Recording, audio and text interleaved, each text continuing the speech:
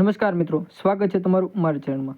આજે આપણે આ વિડીયોની વાત કરવાની છે Gujarat police, CCE, constable, PSI જેવી સરકારી નોકરીની તૈયારી કરતા ઉમેદવારો માટે આજે મહત્વનો વિડીયો છે, જેની અંદર આપણે મહાનગરના ઉપનામ વિશે જીકેના મોસ્ટ આઈએમપી પ્રશ્નો આ વિડીયોની અંદર જોવાના છે। તો જો તમે ચેનલમાં નવા હોય તો વિડીયોને લાઇક, શેર અને સબસ્ક્રાઇબ કરતા જાઓ। તો આપણે વિડીયોને આગળ જોઈએ, જેની અંદર આપણે મહાનુભાવના ઉપનામ જોઈએ તો આપણે ગાંધીજીના ઉપનામ જોઈએ તો જેની અંદર ગાંધીજીના ઉપનામ ઘણા બધા છે, જેની અંદર તેમને રાષ્ટ્રપિતા, બાપુ, સાબરમતીના સંત અને સરદાર વલ્લભભાઈ પટેલના ઉપનામ જોઈએ તો જેમને સરદાર, લોખંડી પુરુષ, ભારતના બિસ્માર્ક એવી રીતે તેમને ઓળખવામાં આવે છે। અને મોહનલાલ પંડ્યા જેને ડુંગરી સોર પણ કહેવામાં આવે છે।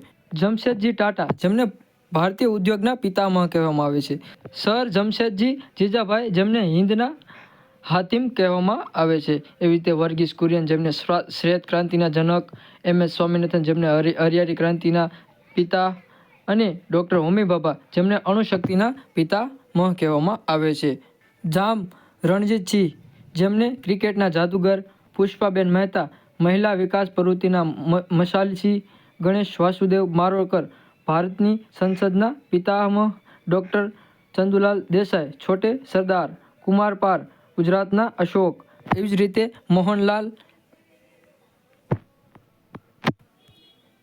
મોહમ્મદ બેગડો ગુજરાતનો અકબર, ગીજુભાઈ બધેકા બાળકોની મુશારી માં, શ્રીમંત રાજચંદ્ર સાક્ષાત સરસ્વતી, નરસિંહ મહેતા આદિકવિ અને મીરાબાઈ જનની દાસી એમ ઓળખવામાં આવે છે।